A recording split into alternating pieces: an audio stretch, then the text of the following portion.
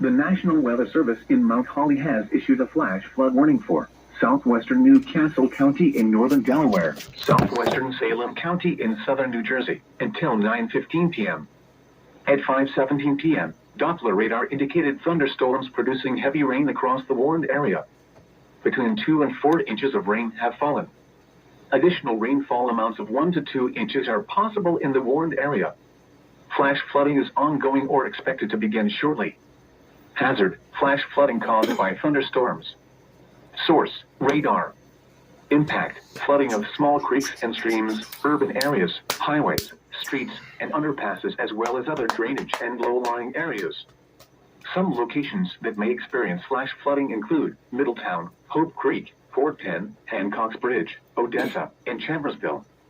Turn around. Don't drown when encountering flooded roads. Most flood deaths occur in vehicles. Be aware of your surroundings and do not drive on flooded roads.